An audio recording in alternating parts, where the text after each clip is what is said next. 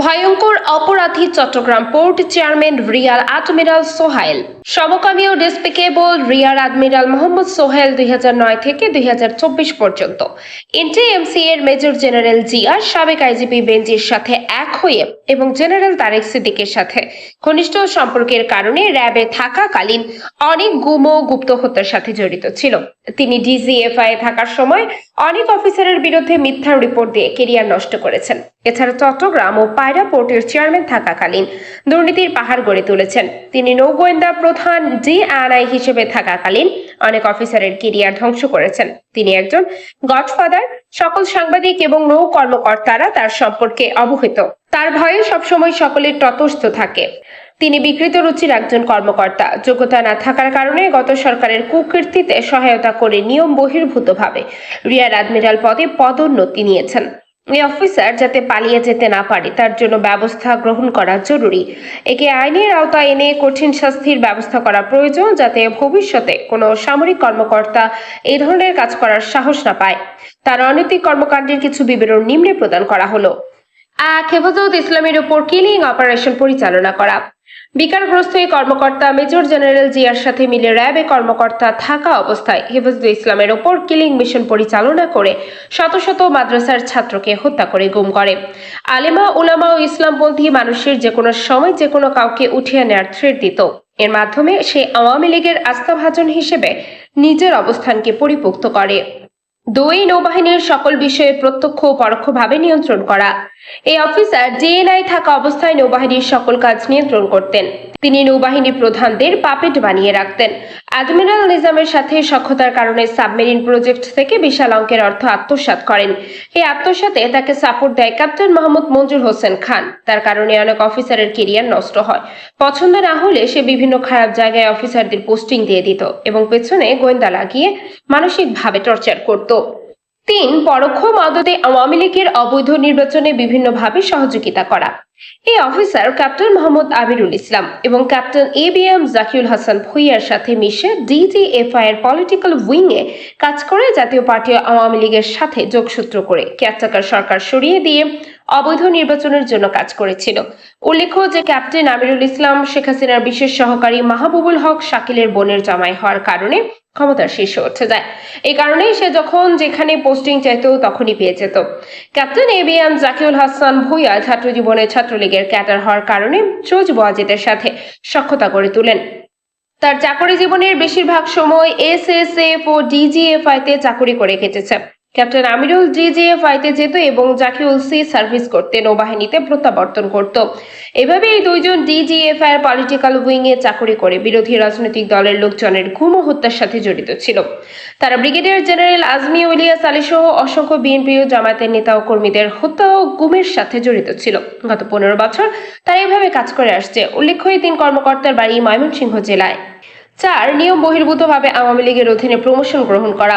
এই অফিসার রিয়ার অ্যাডমিরাল সোহাইল আওয়ামী লীগের পাঁচটা কুকুর হয়ে নিয়ম বহির্ভূতভাবে কোনো কোর্স জাহাজ ঘাটে কমান্ড না করে এনডিসি এএফডব্লিউইউসি কোর্সে অংশগ্রহণ না করে রিয়ার অ্যাডমিরাল পদবি বাগিয়ে নিতে সক্ষম হন।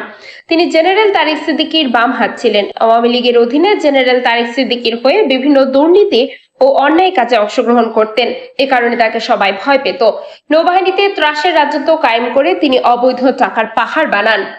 5, চট্টগ্রাম এবং পায়রা পোর্টে দুর্নীতি। ভণ্ড দরবেশ সালমান এফ রহমানের সাথে সখ্যতার থাকার মাধ্যমে পায়রা পোর্টে বিভিন্ন ধরনের প্রজেক্ট দিয়ে কোটি কোটি টাকা হাতিয়ে নেয় এই সোহাইল। অথচ পায়রা পোর্ট একটি অলাভজনক পোর্ট হিসেবে বিবেচিত।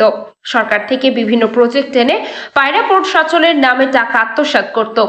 চট্টগ্রাম পোর্টে বসে জাহাজ ভেতরে আনা নেওয়া ও অবৈধভাবে পণ্য খালাসকরণের মাধ্যমে সরকারের রাজস্ব ফাঁকি দিয়ে অনেক টাকা হাতিয়ে নেয়। ইতিমধ্যে সে 500 কোটি টাকা সিঙ্গাপুরে পাচার করেছে বলে জানা যায়। 6, দুর্নীতির মাধ্যমে অর্থ উপার্জন। সোহাইল অত্যন্ত দুর্নীতিগ্রস্ত একজন সামরিক কর্মকর্তা। তিনি চট্টগ্রাম পোর্টে থাকাকালীন 500 কোটি টাকা সিঙ্গাপুরে বিনিয়োগ করেন। 2018-তে বাঁশখালী বিদ্যুৎ কেন্দ্র নির্মাণ কাজে হস্তক্ষেপ করে 50 কোটি টাকার মাঝে ভরাট পেরিমিটার ওয়াল ও রাস্তা নির্মাণ কাজের হিস্সা হিসেবে প্রাক্তন নৌ প্রধান অ্যাডমিরাল নিজামের কথা বলে 50 কোটি টাকা হাতিয়ে নেয়। বাঁশখালী প্রজেক্টের জমি অধিগ্রহণের টাকা থেকে নাসির উদ্দিনের কাছ থেকে কোটি টাকা গ্রহণ করেন। এছাড়াও লংলাইনার প্রজেক্ট হতে ডিএস ফিশিং এ বর্ধিত শেয়ার দেওয়ার কন্ট্রাক্ট করেন। সমগ্র বিনিয়োগ হতে 10% শেয়ার গ্রহণের চুক্তি করেন। এছাড়াও মিলিটারি মিউজিয়াম প্রজেক্টের জন্য 600 কোটি টাকা হতে অনেক বড় অংশের কাজ তার প্রতিষ্ঠান টেম পেরিস্কোপকে দিয়ে করেন এবং বড় অঙ্কের টাকা হাতিয়ে নেন। এছাড়াও খাল 83 প্রজেক্টে ডব্লিউ এর সাথে চুক্তি করে 7 কোটি টাকা গ্রহণ করেছেন। জনাব মোজাম্মেল আলম অ্যাসোসিয়েটকে কাজটি দিবেন বলে অর্থের চুক্তি করেন এবং পরে টাকা বেশি পাওয়ায় ডব্লিউআরকে দিয়ে 7 কোটি টাকা উৎকোচ গ্রহণ করেন। এছাড়াও মোংলা পাকশি ড্রেজিং প্রজেক্টে নজরুলের মাধ্যমে প্রাক্তন নৌপ্রধান নিজাম ও রিয়ার অ্যাডমিরাল সোহাইল তাদের লভ্যাংশ গ্রহণ করেন। মিরসরাই ড্রাই কনস্ট্রাকশন প্রজেক্টে মিস্টার মোবারকের মাধ্যমে প্রচুর অর্থ জোরপূর্বক প্রাক্তন নৌবাহিনী প্রধানের কথা বলে সোহাইল গ্রহণ করেন। 7 ড্রাগ অ্যাডিকশন বা মাদকাসক্তি। সোহাইল একজন মাদকাসক্ত অফিসার। তিনিও তার বন্ধুগণ তার বাসায় নিয়মিত নেশার আসরে বসতেন এবং সাথে থাকতো নানা প্রকার অনৈতিক কার্যকলাপ। বেনজির ও জিয়ার সাথে গাজীপুরের বিভিন্ন ফার্ম হাউসে তাদের প্রায় আড্ডা হতো। এছাড়া তার সাথে মিডিয়ার সখ্যতা থাকার কারণে নেশাদ্রব্য গ্রহণ সহ নানা অসামাজিক কার্যকলাপের সাথে জড়িয়ে পড়েন। তিনি প্রায় মধ্যরাতে বিভিন্ন প্রাইভেট পার্টিতে যাতায়াত করতেন। 8 বিকৃত যৌনাচার। সোহাইল একজন উভয়কামী হিসেবে সুপরিচিত। তিনি তার পিয়নো ব্যাটম্যানকে তার বাসায় রেখে দীর্ঘদিন উপভোগ করে আসছেন। মিডিয়ার সাথে সখ্যতা থাকার কারণে তার বিভিন্ন নারীর সাথে অবৈধ সম্পর্কের প্রমাণ পাওয়া যায়। নায়িকা ভাবনা ও ফারহানা নিশোকে বেশ কিছুদিন তার সাথে চলাফেরা করতে ও গোপনে মিলিত হতে দেখা যায়। নৌবাহিনীর গাড়িতে করে ড্রাইভার জহির ও মামুনকে দিয়ে এদের নিয়ে সোহাইল তার উত্তরার বান্ধবীর হাউসে গমন করতেন। তিনি বিভিন্ন নেতাদেরও নারী সাপ্লাই দিতেন। এজন্য তার জন্য যে কোনো কাজ আদায় করা খুব সহজ ছিল। খেয়াল করলে দেখা যাবে সে সবসময় মিডিয়ার লোকজনের সাথে আড্ডা দিত। মিডিয়ার সবাই তাকে সোহেল ভাই হিসেবে চিনত। মিডিয়ার বিভিন্ন লোকদের উচকক দিয়ে মুখ বন্ধ করে রাখত, যার ফলে তার সম্পর্কের কখনো মিডিয়া মুখ খুলত না। 9 ধূর্ত পলিটিক্যাল লবিংকারী। সকল অসৎ কাজে ঢাকার জন্য সোহেল তার ডিজিএফআই এর গোপন নথি গায়েব করেন। এক্ষেত্রে কমান্ডার অর্থাৎ বর্তমানে ক্যাপ্টেন আমিরুল তাকে সাহায্য করেন। এর জন্য ক্যাপ্টেন আমিরুলের সাথে তার গলায় গলায় সখ্যতা আছে। তিনি পলিটিক্যাল লবিং এ ছিলেন পারদর্শী। তিনি তার দুর্নীতি ঢাকার জন্য নিরাপত্তা উপদেষ্টা জেনারেল তারেক সিদ্দিকী এবং সৈয়দ আশরাফের ভাই মেজর জেনারেল সাফায়াতের মাধ্যমে লবিং করাতেন। তিনি জেনারেল তারেক ছাড়াও সশস্ত্র বাহিনীর বিভিন্ন ক্ষমতাধর কর্মকর্তাদের প্রয়োজন অনুযায়ী টাকা অথবা সাপ্লাই দিয়ে নিজের সুবিধা আদায় করতেন। তিনি পারতেন না এমন কাজ ছিল না। 10 এনআইডি পাসপোর্ট ও টিআইএন এ মিথ্যা তথ্য প্রদান। সোহেল তার সকল বহিতে মিথ্যা তথ্য প্রদান করেন। তার স্ত্রী তথ্য গোপন রাখেন, কিন্তু নৌবাহিনী হতে তিনি বিবাহিত মর্মের সকল সুবিধাবাদী ভোগ করে আসছেন। এছাড়াও তিনি তার পাহাড়সম সম্পদ দেশের বাহিরে যুক্তরাজ্য ও যুক্তরাষ্ট্রের অ্যাকাউন্টে পাঠান বলে জানা যায়। এছাড়াও তিনি যুক্তরাজ্যে একটি বিলাসবহুল বাড়ি ক্রয় করেছেন। অত্যন্ত কুরুচিপূর্ণ অসৎ কর্মকর্তা, নৌবাহিনী ও দেশের জন্য হুমকি স্বরূপ সেই তো মধ্য দেশ ও জনগণের অনেক প্রশাসনিক, সামাজিক ও আর্থিক ক্ষতি সাধন করেছে। তাকে সঠিক তদন্ত করে বিচারের আওতায় আনা না হলে দেশের অপূরণীয় ক্ষতি হবে।